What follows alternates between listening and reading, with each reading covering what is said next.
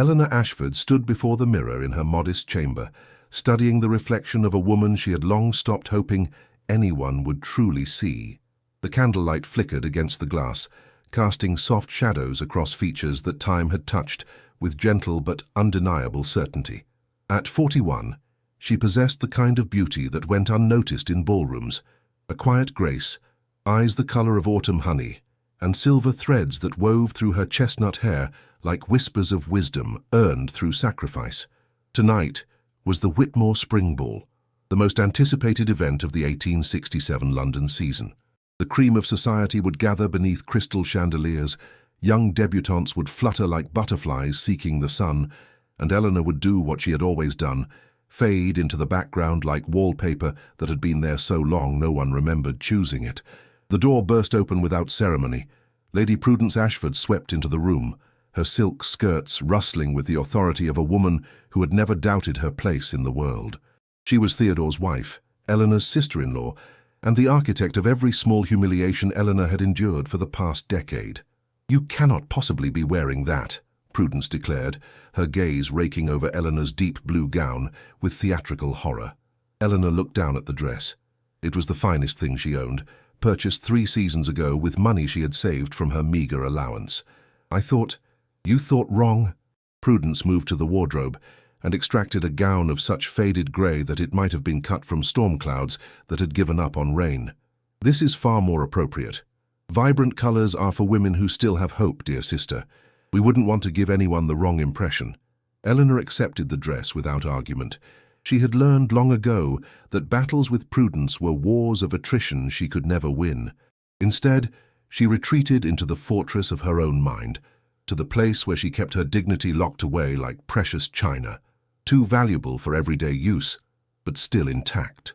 As her maid helped her change, Eleanor's thoughts drifted to the years that had brought her here. She had been 19 when her mother first fell ill, a wasting sickness that had consumed nearly a decade of Eleanor's youth. While other girls danced at balls and collected suitors like spring flowers, Eleanor had measured out medicines and held her mother's hand through endless nights of pain. Then came her sister Margaret's death in childbed, leaving behind 3 small children and a grief-stricken husband who had promptly drunk himself into an early grave.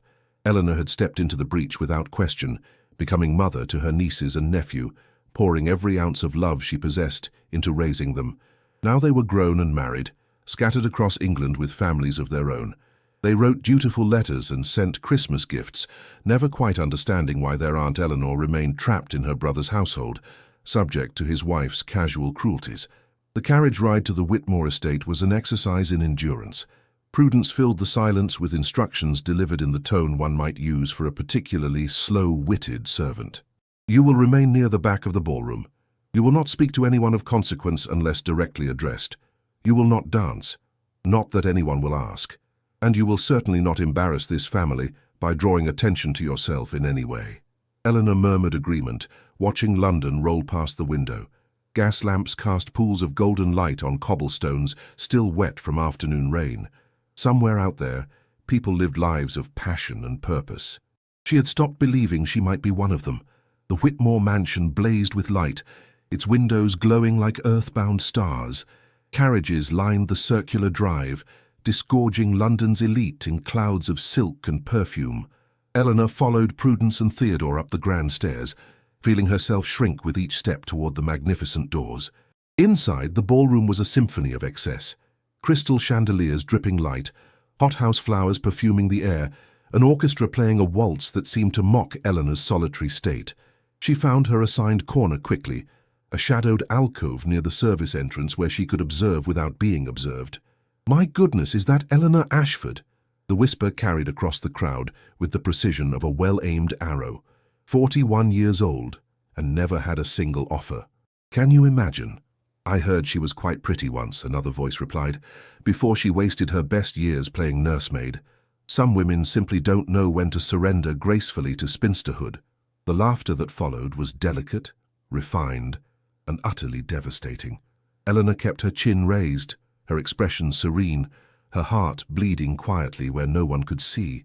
She had survived worse than whispers. She would survive this too.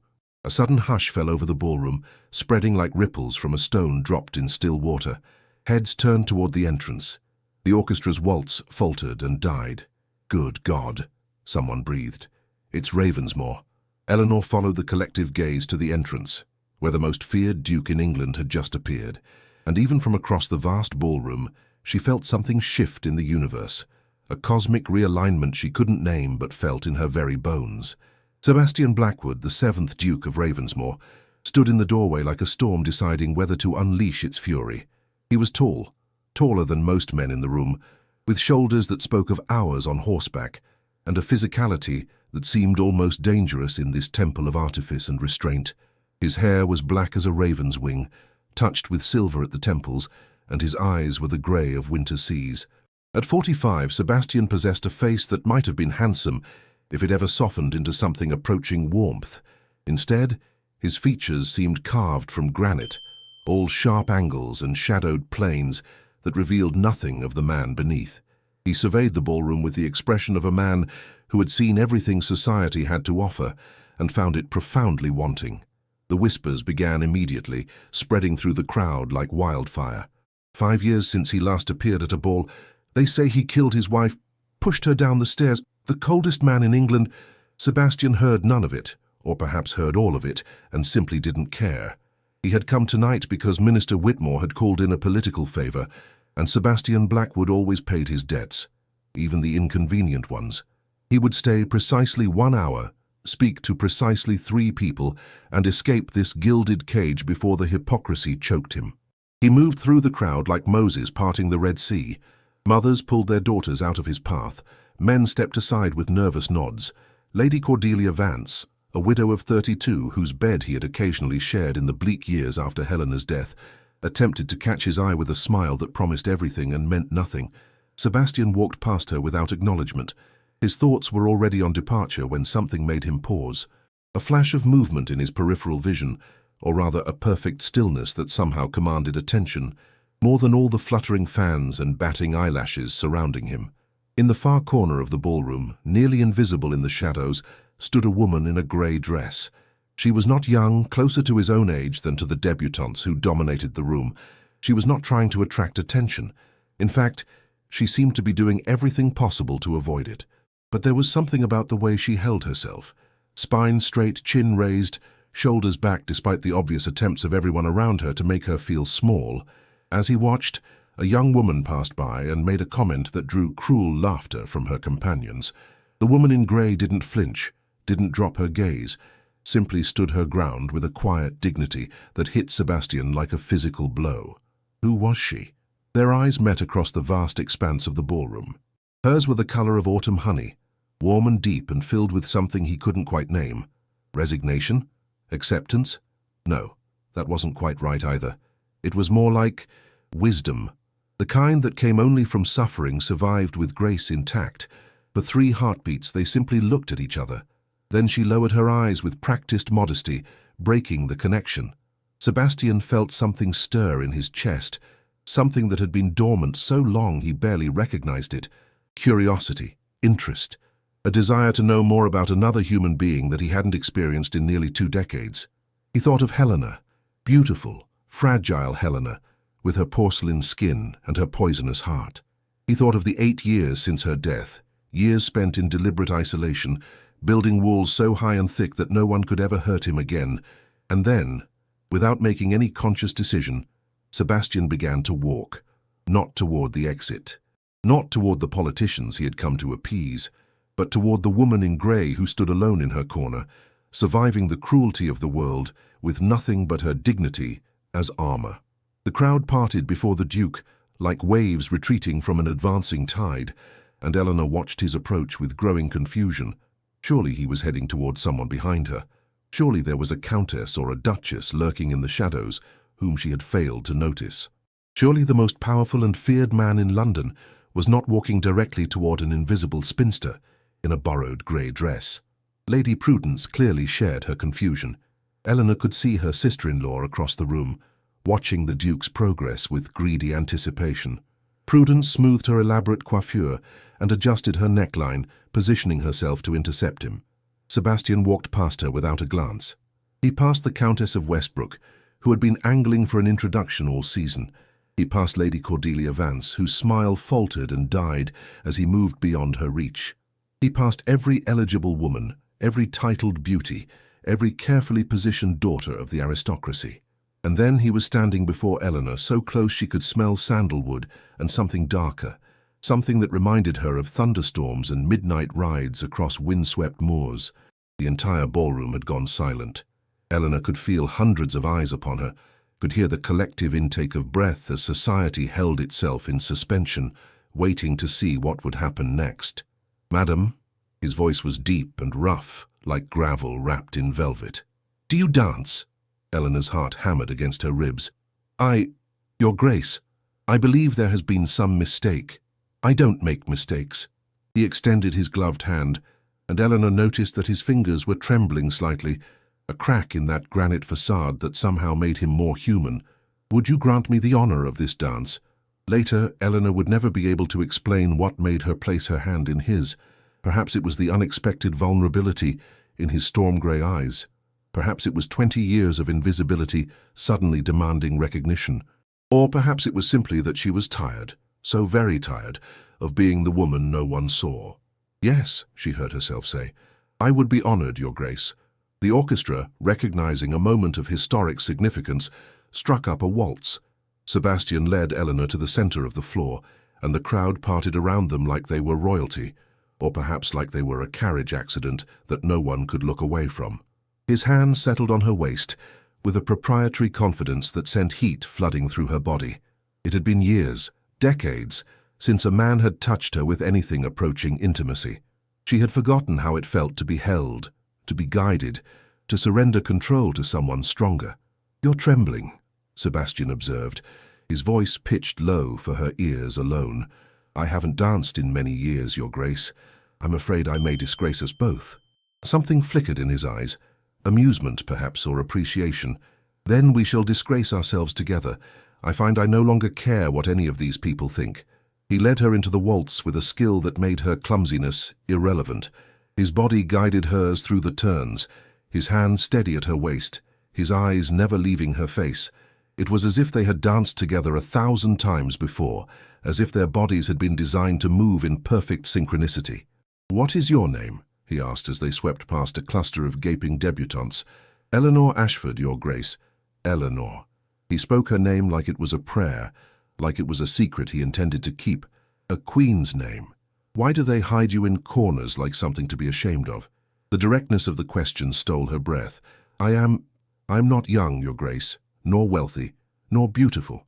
Society has certain expectations for women who fail to meet its standards. Society is populated by fools." His grip tightened almost imperceptibly at her waist. "You are the only woman in this room worth looking at. The only one who doesn't simper or scheme or hide behind a mask of false pleasantries. When those girls mocked you earlier, you didn't crumble, you didn't flee.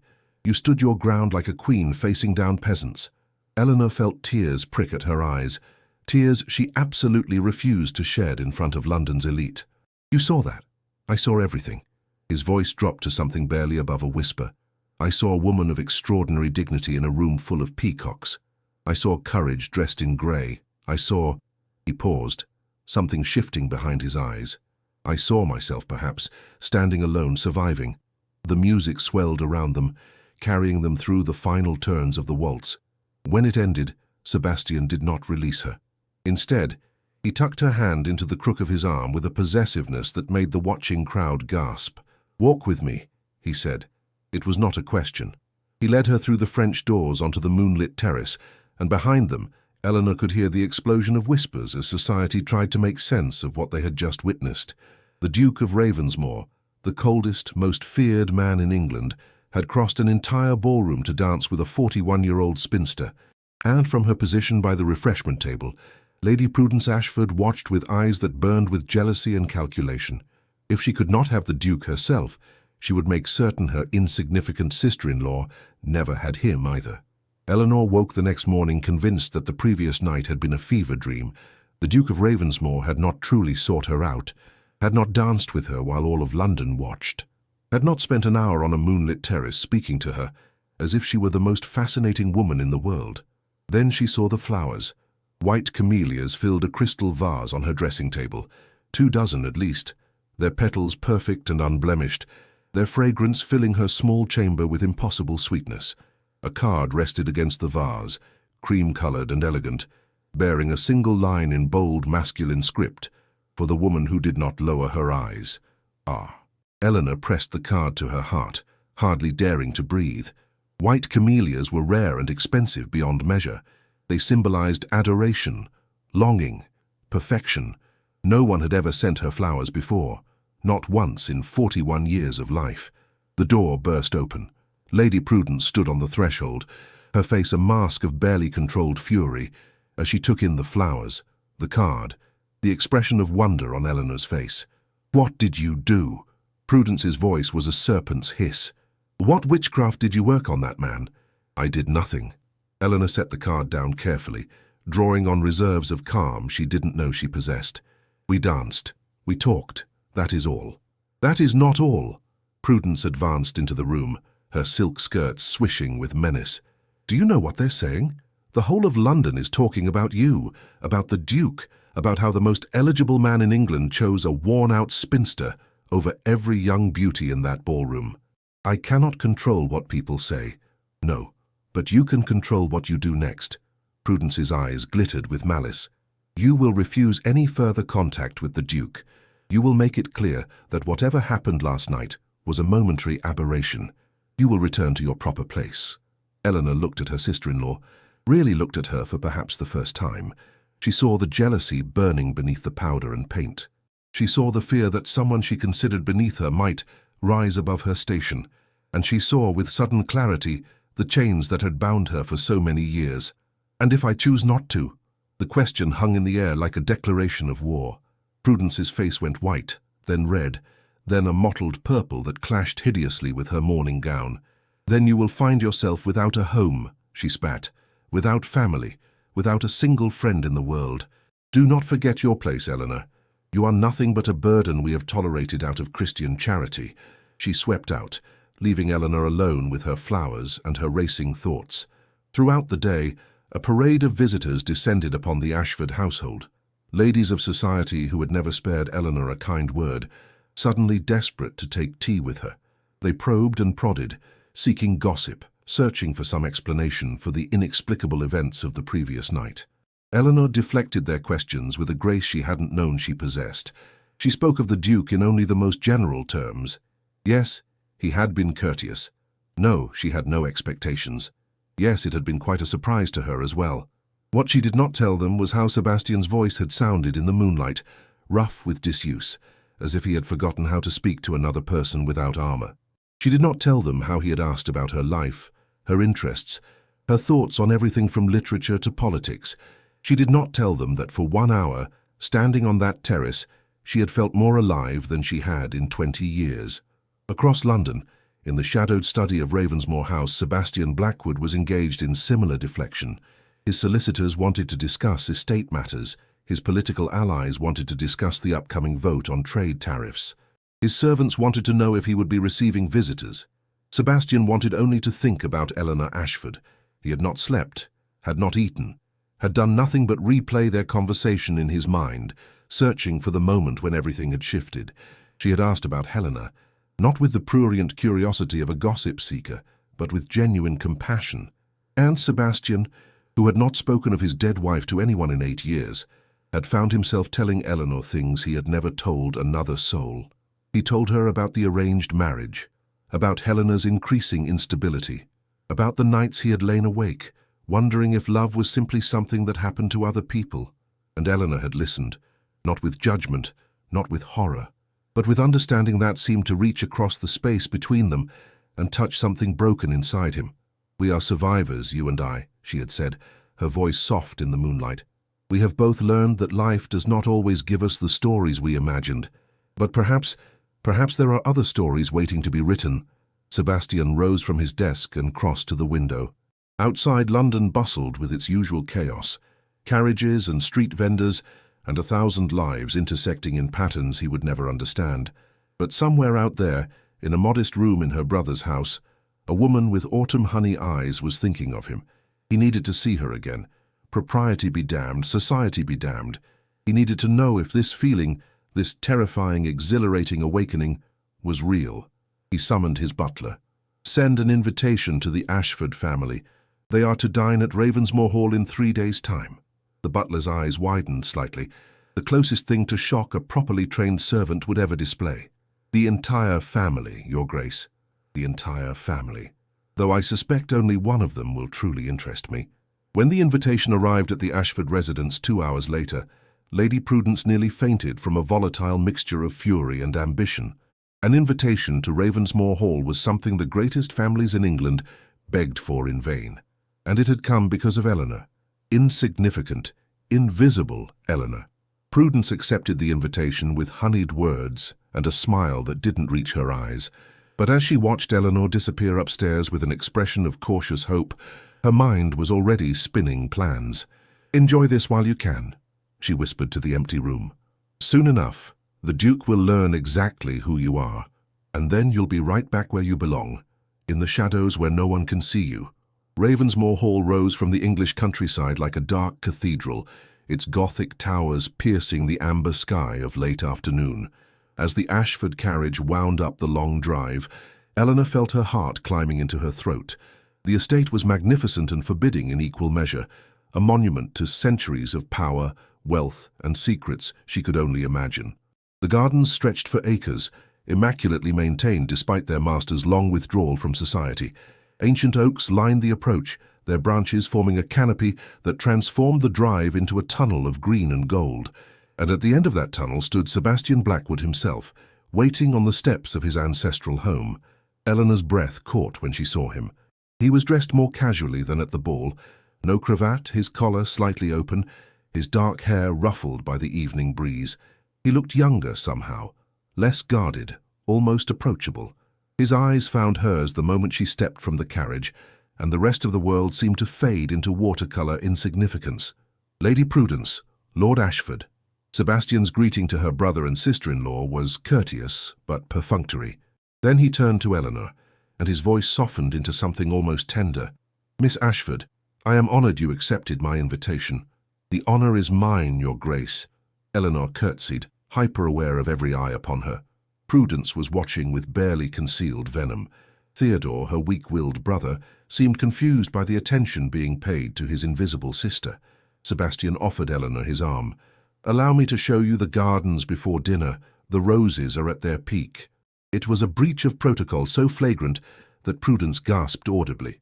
A host should attend to all his guests equally, should offer his arm first to the highest-ranking lady present. Instead, the Duke was escorting a spinster into his gardens, while a baron's wife stood gaping on the steps. Eleanor took his arm. The warmth of him seeped through her glove, through her skin, into her very bones. They walked in silence through an archway of climbing roses, leaving the others to the care of the butler. "I apologize for my rudeness," Sebastian said, once they were out of earshot. "I find I have no patience for pretense, and I wanted to be alone with you." "You cannot say such things, Your Grace." "Sebastian." He stopped walking and turned to face her. "When we are alone, I am Sebastian, and I will say whatever I please. I have spent too many years saying nothing at all." Eleanor looked up at him, acutely aware of how close they stood, how easily he could reach out and touch her. "Sebastian, then. But you must understand, this attention you're paying me, it will only cause talk. People will think. Let them think. Let them talk. I have not cared about the opinions of society for 8 years. I am not about to start now." His grey eyes searched her face with an intensity that made her tremble. "What I care about is you, Eleanor. What you think. What you feel. Whether the connection I felt at that ball was real, or merely the delusion of a lonely man grasping at shadows." Her heart was beating so hard she was certain he could hear it. "It was real," she whispered. "At least, for me, it was real." Something shifted in his expression. Relief, perhaps, or hope, or some emotion she had no name for. He lifted his hand as if to touch her face, then seemed to remember himself and let it fall. "Come," he said, his voice rough. "I want to show you something." He led her through the gardens to a door half hidden by ivy, a servant's entrance that opened directly into the most magnificent library Eleanor had ever seen. Books lined every wall from floor to ceiling, thousands upon thousands of volumes arranged with loving care. A fire crackled in an enormous hearth, and leather chairs beckoned from shadowy corners. "This is where I spend most of my time," Sebastian said, watching her face as she took in the room. "This is the real Ravensmoor Hall. Not the ballrooms and formal galleries. Those are for show. This is where I live." Eleanor moved through the space as if in a dream, her fingers trailing over leather spines, her eyes drinking in titles she had longed to read but never had access to. "It's wonderful," she breathed. "I've never seen so many books in one place. They were my salvation during... after..." He stopped, the words catching in his throat. "After your wife died," Eleanor supplied gently. "Yes." He moved to stand beside her, close enough that she could feel the heat of his body. "May I tell you about her? About what really happened? I find I need you to know, before whatever is growing between us goes any further." Eleanor nodded, settling into one of the leather chairs. Sebastian remained standing, pacing before the fire as he spoke. "Helena was beautiful. Everyone said so. I was 25 when we married, young enough to believe that beauty was sufficient foundation for a life together." His voice was flat, reciting facts like a witness at a trial. "I was wrong." He told her everything. The mood swings that had begun almost immediately after the wedding. The accusations of infidelity, whenever he so much as spoke to another woman. The threats of self-harm that kept him trapped in a marriage that was slowly destroying them both. That night, the night she died and we had argued, she had accused me of loving someone else, though there was no one else. There had never been anyone else. His hands clenched at his sides. She ran to the staircase, said if I didn't love her, she would throw herself down. I tried to reach her, I tried... "Sebastian." Eleanor rose and crossed to him, placing her hand on his arm. "You don't have to..." "I do. I need to." He looked down at her hand, as if it were a lifeline. "She fell. I don't know if she lost her footing or if she meant to do it. All I know is that I wasn't fast enough. I couldn't save her. And for 8 years, I have carried that failure like a stone around my neck." Eleanor reached up and touched his face, a gesture of comfort that became something more when his eyes met hers. "You are not responsible for another person's choices, Sebastian. You cannot save someone who is determined to destroy themselves. You can only survive. And you did survive." "I didn't," his voice broke. "I merely existed. I built walls and hid behind them. I let the world believe I was a monster because it was easier than letting anyone close enough to hurt me again." He turned his face into her palm, pressing a kiss there that sent fire racing through her veins. "And then I saw you, Eleanor, standing alone in your grey dress, refusing to break, and something inside me woke up." They stood there for a long moment, breathing each other's air, balanced on the edge of something neither of them fully understood. Then voices echoed from the hallway, Prudence's shrill tones demanding to know where the Duke had taken her sister-in-law, and the spell shattered. Sebastian stepped back, his mask sliding into place once more, but something had changed. Eleanor had seen behind the walls, and she knew with a certainty that terrified her that she would never be able to unsee it. The door burst open, revealing Prudence with her most poisonous smile. "There you are, dear sister. We were so worried." Her eyes swept the intimate scene, the dying fire, the close proximity, Eleanor's flushed cheeks. "How improper of you to monopolize our host's attention. I'm sure the Duke has other matters to attend to." "On the contrary," Sebastian said coolly, "I was just telling Miss Ashford that I hope she will consent to stay at Ravensmoor Hall for the weekend. I have many more rooms I wish to show her." Prudence's smile froze. For a moment, something ugly flickered behind her eyes. "How generous of you, Your Grace," she managed, "but I'm not certain it would be proper for Eleanor to... The invitation extends to your entire family, of course." Sebastian's tone made clear this was not negotiable. "Shall we proceed to dinner? I believe I have kept my cook waiting long enough." He offered Eleanor his arm again, leading her past Prudence with deliberate disregard for precedence or protocol. In the carriage home that night, after a dinner where Sebastian had directed nearly every question to Eleanor, and ignored Prudence's increasingly desperate attempts to charm him, Prudence's veneer finally cracked. "You know what they say about his first wife, don't you?" Her voice was silk wrapped around steel, that she didn't simply fall, that he pushed her, that he's capable of anything when he doesn't get what he wants. Eleanor looked out the window at the passing countryside, Sebastian's confession still echoing in her heart. "People say many things, sister. Very few of them are true. But as the carriage carried her away from Ravensmoor Hall, Eleanor couldn't help but wonder, had she placed her trust wisely, or was she walking blindly toward heartbreak, or something worse? Only time would tell. But for the first time in 20 years, Eleanor Ashford was willing to take the risk. They mocked her for being 41, until the most feared Duke crossed the ballroom for her alone. The whispers followed Eleanor everywhere now, a constant symphony of speculation and scandal that seemed to grow louder with each passing day. She heard them in the market, in the park, at the handful of social engagements Prudence could not prevent her from attending. The spinster and the Duke, the invisible woman and the most feared man in England. What could he possibly see in her? Eleanor tried not to let the gossip penetrate the fragile happiness she had discovered. In the 2 weeks since the dinner at Ravensmoor Hall, Sebastian had become a constant presence in her life. Morning rides in Hyde Park, where he taught her to handle a spirited mare, afternoon visits to his library, where they read poetry to each other and debated the merits of various authors. Evening walks through his gardens, where conversation gradually gave way to something deeper, lingering glances, accidental touches, a tension that grew more electric with each encounter. But the whispers persisted, and not all of them were kind. It was at Lady Pemberton's tea that Eleanor first encountered Lady Cordelia Vance in her full glory. The widow was everything Eleanor was not: young, beautiful, confident, draped in emerald silk that matched her calculating eyes. She descended upon Eleanor like a hawk spotting a mouse. "Miss Ashford, I have been simply dying to meet you." Cordelia's smile was all teeth and no warmth. "The whole of London is positively buzzing about your friendship with the Duke." "Lady Vance?" Eleanor inclined her head politely. "Your reputation precedes you." "Does it?" Cordelia laughed, a tinkling sound that didn't reach her eyes. "I do hope Sebastian has been forthcoming about our history. We were quite close, you know." "Very close indeed." She let the implication hang in the air like poison. Of course, that was before his unfortunate first marriage, and after. Poor Helena, such a tragic end. Eleanor felt a chill run down her spine.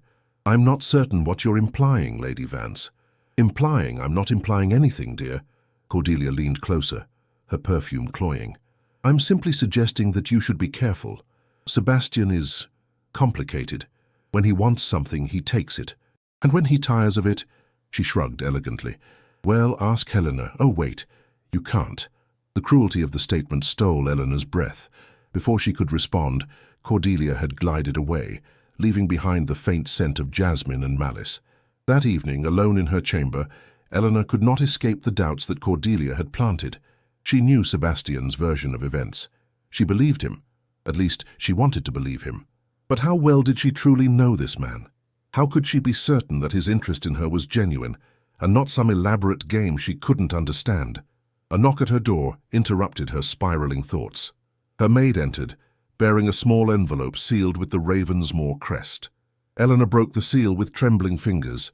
"I heard you met Cordelia today. I imagine she filled your head with poison. Will you ride with me tomorrow at dawn? I would like to show you who I really am, not who they say I am. S." Eleanor pressed the note to her heart, feeling the doubts begin to recede. Whatever Cordelia Vance's intentions, whatever the whispers claimed, she owed Sebastian the chance to speak for himself. After all, she knew better than anyone how the world could misjudge someone who didn't fit its narrow expectations.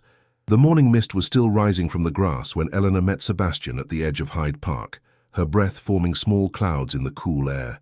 He was already mounted on a magnificent black stallion, his posture perfect, his expression unreadable as he watched her approach.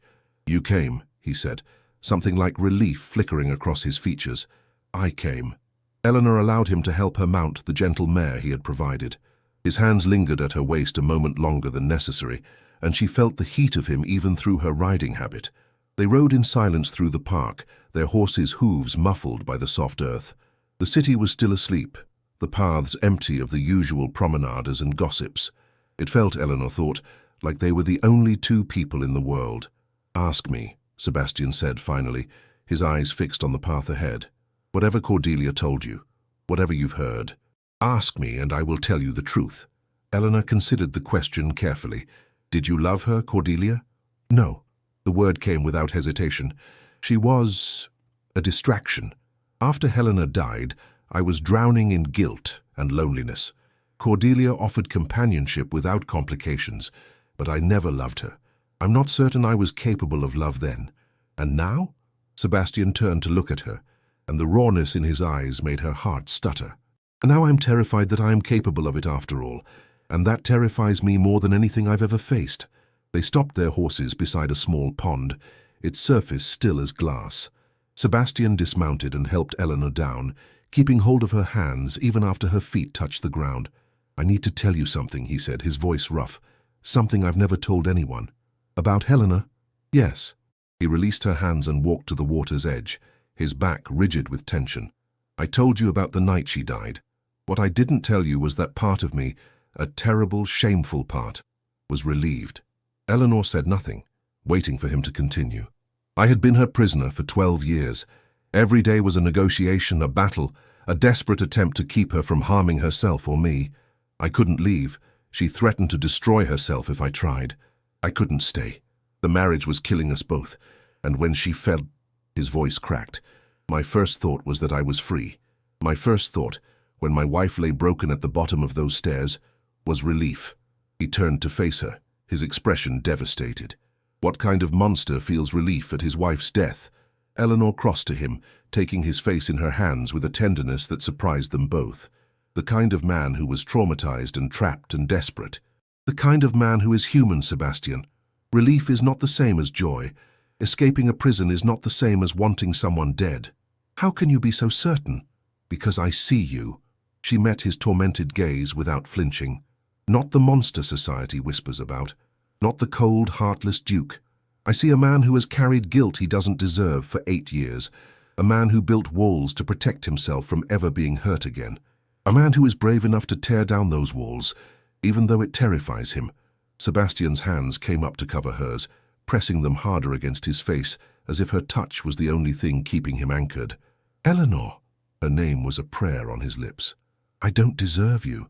Perhaps neither of us deserves what we've found. She smiled, tears glittering in her eyes. But I've spent 41 years being invisible. I've spent decades believing that love was something that happened to other people. And now, she swallowed hard. Now I want to be brave too. I want to believe that it's not too late for either of us. He kissed her then, and the world stopped spinning. It was not the practiced kiss of a seducer. It was not the cold calculation of a man seeking conquest. It was desperate and tender and achingly real, the kiss of a man who had forgotten what it meant to want something, and a woman who had never dared to want anything at all. When they finally pulled apart, both breathless, Sebastian pressed his forehead to hers. Whatever comes next, he whispered, know that this is real. You are the first real thing I've felt in longer than I can remember. From a carriage on the distant road, hidden behind curtains of expensive silk, Lady Cordelia Vance watched the scene with eyes that burned with jealousy and rage. She had offered Sebastian everything, her body, her fortune, her devotion, and he had treated her like a convenience to be discarded. Now he was kissing this plain, aging nobody, as if she were the most precious thing in the world. Cordelia's hands clenched into fists.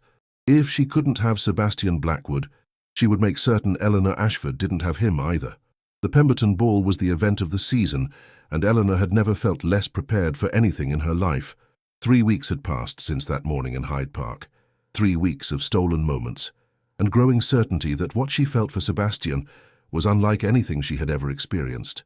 But tonight, she would face society as the woman on the Duke of Ravensmore's arm, and the prospect was equally thrilling and terrifying.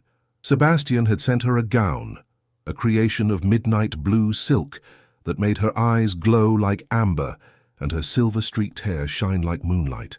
For once, Lady Prudence had not been able to interfere, though her fury at the gift had been palpable.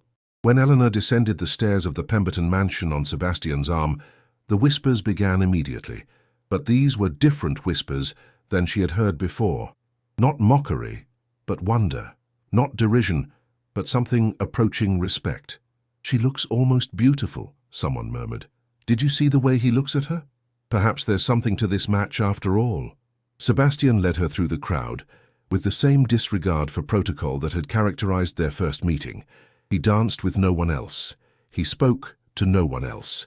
He made it abundantly clear, through every gesture and glance, that Eleanor Ashford was the only woman in the room who interested him. It was, Eleanor thought, the most wonderful night of her life, until Lady Prudence and Lady Cordelia sprung their trap. The two women had found each other at a garden party the week before, united by their shared hatred of Eleanor's unexpected happiness. Prudence wanted her sister-in-law returned to insignificance. Cordelia wanted Sebastian returned to her bed. Together, they had devised a plan. "Oh dear!" Cordelia's voice rang out across the ballroom as she accidentally collided with Eleanor, sending a full glass of red wine cascading down the front of the midnight blue gown. "I am so terribly sorry, how clumsy of me." Eleanor looked down at her ruined dress, humiliation burning in her cheeks. Around her, she could hear the titters of amusement, the barely suppressed laughter of those who had been waiting for the spinster to fall. "Let me help you clean up," Cordelia cooed, taking Eleanor's arm with false solicitude. "There's a private room just down the hall." Before Sebastian could intervene, Eleanor was whisked away. He moved to follow but was intercepted by Lord Pemberton, demanding his attention on some matter of political urgency. In the private room, Cordelia abandoned all pretense of assistance. Instead, she pressed a folded note into Eleanor's hand. "You should read that," she said sweetly. "It's going to find its way to the Duke in a few minutes. A rather intimate letter, supposedly from you. Very explicit about your interest in his fortune and title. Very clear that you've been pretending affection to trap him into marriage." Eleanor unfolded the note, her hands trembling. The words were crude, calculating, nothing like anything she would ever write, but the implications were devastating. "This isn't my handwriting," she said, her voice steady despite the fear coursing through her. "Of course it isn't, dear, but it's close enough to fool anyone who doesn't know better. And by the time Sebastian realizes the truth, if he realizes the truth, the damage will be done. Your reputation will be ruined. He'll cast you aside like the opportunistic climber everyone already believes you to be." Cordelia's smile was triumphant as she swept out of the room to execute the next phase of her plan. Eleanor stood frozen, the forged letter clutched in her wine-stained hand. Everything she had built with Sebastian, every moment of connection, every whispered confession, could be destroyed in an instant by this vicious lie. But then she thought of Sebastian's face when he had confessed his darkest secret. She thought of how he had trusted her with his shame, his guilt, his broken heart. She thought of what he had said by the pond in Hyde Park. "You are the first real thing I've felt in longer than I can remember."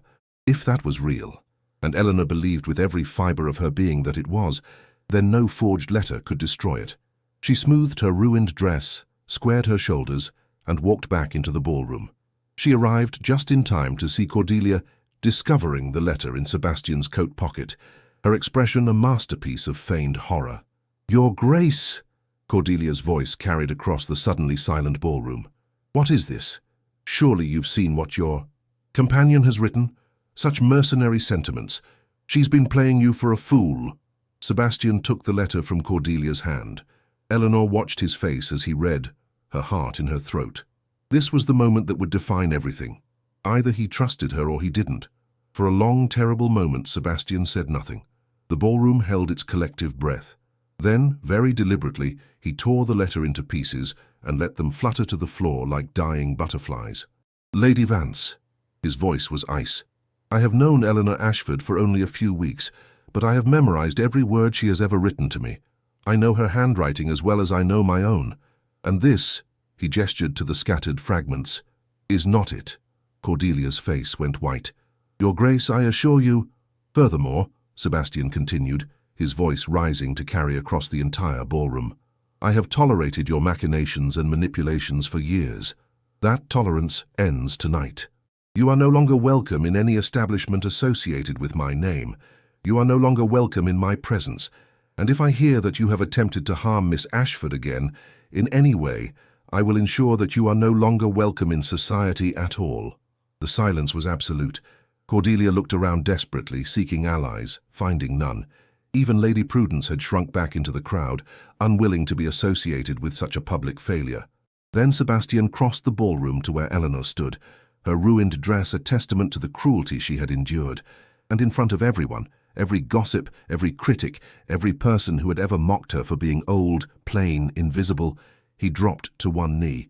"I had planned to do this in private," he said, his voice suddenly rough with emotion, "but perhaps it's fitting that the world witnesses what I am about to say. Eleanor couldn't breathe, couldn't think, could only stare at this impossible man who had somehow seen her when everyone else looked through her. Eleanor Ashford. Sebastian drew a small box from his pocket, revealing a ring of sapphires and diamonds that caught the candlelight like captured stars. You have given me something I thought I had lost forever. The courage to feel, the willingness to trust, the belief that it is never too late to find something real. He took her trembling hand in his steady one. I love you. Not despite your age or your circumstances, or anything else the world might count against you. I love you because of who you are. The bravest, most dignified, most extraordinary woman I have ever known. Sebastian, Eleanor's voice broke on his name. Marry me, Eleanor. Let me spend the rest of my life proving that you deserve everything you've been denied. Let me show the world what I see when I look at you. Tears were streaming down her face now, ruining what remained of her appearance, and she had never cared less about anything in her entire life. Yes, she whispered, and then, louder, for everyone to hear. Yes, 1,000 times yes. Sebastian slid the ring onto her finger and rose to kiss her, and the ballroom erupted in a chaos of gasps and whispers and, from some quarters, genuine applause. Lady Cordelia fled the room in tears. Lady Prudence looked as if she might be physically ill. And Eleanor Ashford, the invisible spinster, stood in the arms of the most feared duke in England, finally seen. The weeks between the engagement and the wedding were a whirlwind of preparations, celebrations, and one final confrontation that Eleanor would remember for the rest of her life. Sebastian courted her with an intensity that left London breathless. Daily bouquets of white camellias, rides through Hyde Park where he looked at her as if she were the sun itself, evenings at the opera, where he sat closer than propriety allowed and whispered his thoughts about the music in her ear. You're causing quite the scandal, Eleanor told him one evening, as they walked through the moonlit gardens of Ravensmore Hall. Good. Sebastian pulled her into the shadows of a rose arbor, pressing her against the trellis with a hunger that still surprised her. I've spent 8 years being the cold, untouchable duke. Let them see that I am capable of warmth. Let them understand that the right woman can thaw even the most frozen heart. He kissed her then, deep and thorough, and Eleanor marveled at how natural it felt to be in his arms, as if she had been waiting her entire life for exactly this. But not everyone was willing to accept their happiness. Theodore Ashford appeared at Ravensmore Hall 3 days before the wedding, his weak face set in an expression of determination that was almost comical on features so accustomed to acquiescence. Sebastian received him in his study, offering neither refreshment nor a seat. Lord Ashford, I assume your wife sent you. Theodore flushed. I've come on behalf of the family to express our concerns about this match. Concerns. Sebastian's voice was flat, dangerous. Eleanor is not. She has not been well. Theodore stumbled over the rehearsed words. She has been prone to flights of fancy. We fear she may have misled you about her circumstances, her stability. We think it best if the engagement were quietly ended, for everyone's benefit. Sebastian rose from his desk, and Theodore took an involuntary step backward. The Duke moved slowly, deliberately, closing the distance between them until Theodore was backed against the door. Let me tell you what I know of your family, Lord Ashford.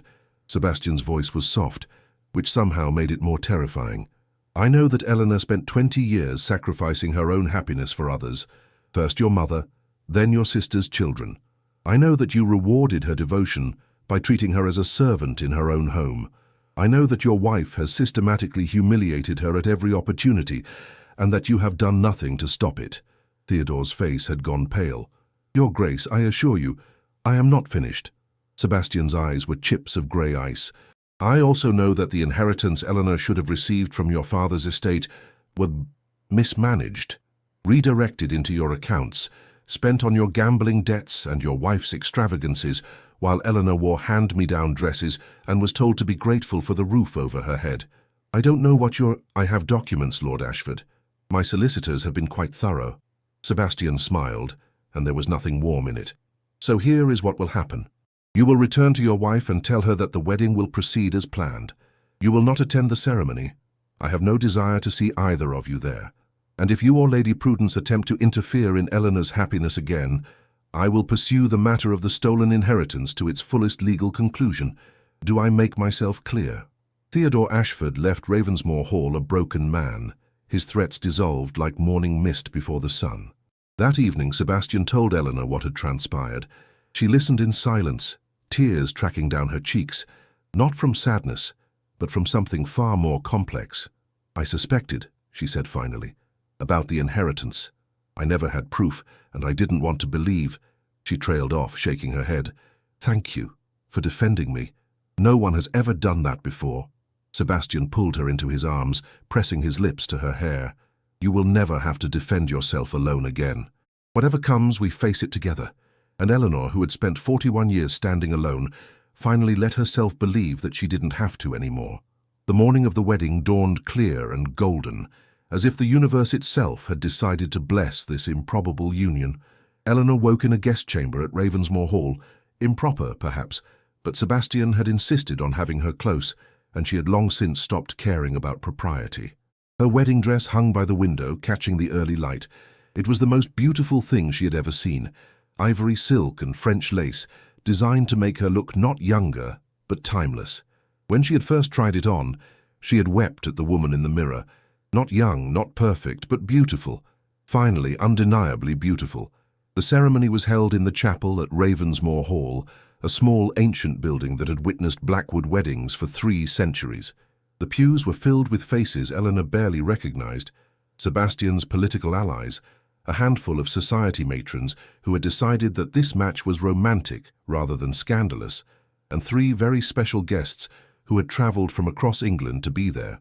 Her nieces and nephew, Margaret's children, the ones Eleanor had raised as her own, sat in the front row, tears streaming down their faces as they watched the woman who had sacrificed everything for them finally receive something in return.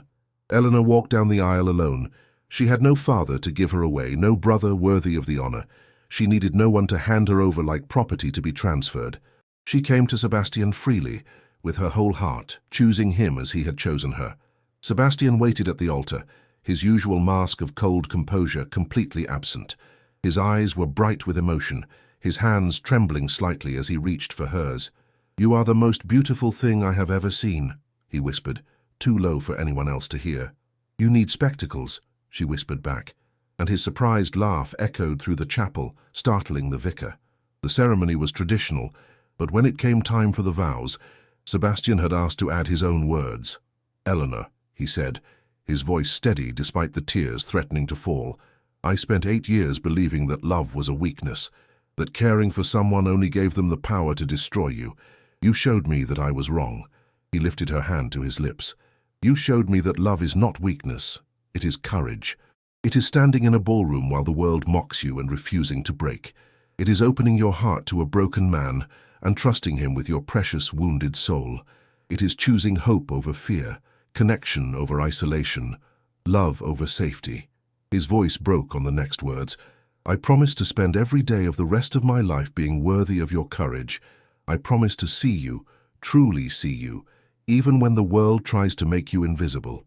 I promise that you will never stand alone in a corner again." Eleanor was weeping openly now, making no attempt to hide her tears. "Sebastian," she said when it was her turn, "I had given up. I had accepted that my story was over, that the best I could hope for was quiet resignation to a life half-lived. And then you crossed a ballroom for me." She squeezed his hands. "You didn't rescue me. You reminded me that I was worth rescuing myself. You looked past the grey dress and the silver hair and the years of invisibility, and you saw someone worth loving. You gave me the greatest gift anyone has ever given me. You made me visible again. I promise to spend every day of the rest of my life being grateful for that gift. I promise to love you in the light and in the shadows. I promise that whatever darkness comes, we will face it together." The vicar pronounced them man and wife, and Sebastian kissed her with a tenderness that made the congregation sigh collectively. At the reception that followed, Sebastian raised his glass for a toast. The great hall of Ravensmoor fell silent. "To my wife," he said, his voice carrying to every corner of the room. "Eleanor Blackwood, Duchess of Ravensmoor, the woman who taught the most feared duke in England to feel again, the woman who refused to be broken by a world that overlooked her, the woman who saw through my walls and decided I was worth loving anyway." He turned to look at her, and his eyes held a lifetime of promises. They called her invisible, They mocked her for her age and her circumstances, and now she wears a duchess's coronet, because I have learned that the things worth having are rarely the things the world values. To Eleanor? The guests echoed, raising their glasses. And Eleanor, who had spent 41 years being overlooked, stood in the great hall of Ravensmore Hall, surrounded by crystal and candlelight, wearing her grandmother's pearls and a wedding ring that proclaimed her worth to the world. She was no longer invisible. She never would be again. 1 year later, spring returned to Ravensmore Hall, filling the gardens with blossoms and the corridors with light. The great house had been transformed from a monument to grief into a home full of laughter and warmth, its windows thrown open to welcome the world that Sebastian had once shut out. Eleanor sat in the library, her favorite room now, as it had always been Sebastian's, with a book forgotten in her lap and a smile on her face. Her hand rested on the swell of her belly, where new life grew against all expectations and probabilities. The doctors had called it a miracle. At 42, Eleanor had assumed motherhood was a door that had closed forever, but life, it seemed, had one more gift to give her. There you are. Sebastian appeared in the doorway, his severe features softened by a smile that still surprised those who remembered the cold duke he had once been. He crossed to her chair and knelt beside it, pressing a kiss to her belly with a reverence that made her heart ache. "How are my girls?" he murmured against the silk of her dress. "Your daughter is currently using my bladder as a pillow," Eleanor said dryly, threading her fingers through his hair, "and I am wondering how I survived 41 years without you." Sebastian looked up at her, and even after a year of marriage, the love in his eyes still took her breath away. "You didn't just survive, you waited for me, and I will spend the rest of my life being grateful that I finally found you." Such sentiment from the most feared duke in England. Eleanor smiled, tracing the lines of his face, the lines of laughter that had appeared this year, the softness around his eyes that had replaced the old cold guard. "The most feared duke in England is entirely at the mercy of his duchess," Sebastian replied, "and he wouldn't have it any other way." Outside the windows, the gardens of Ravensmore Hall bloomed in riotous colour. Somewhere in London, Lady Prudence languished in social exile, her schemes exposed and her reputation ruined. Lady Cordelia had fled to the continent, unable to bear the sight of Sebastian's happiness with another woman, and in a small, sunlit library in the English countryside, a woman who had spent 41 years invisible sat with the man who had crossed a ballroom to see her. They had both been broken. They had both been alone. They had both given up on the possibility of love, and they had both been wrong. Because sometimes, when you least expect it, when you've stopped hoping for miracles, love crosses a ballroom and changes everything. Sometimes the invisible become unforgettable, and sometimes it's never too late to begin.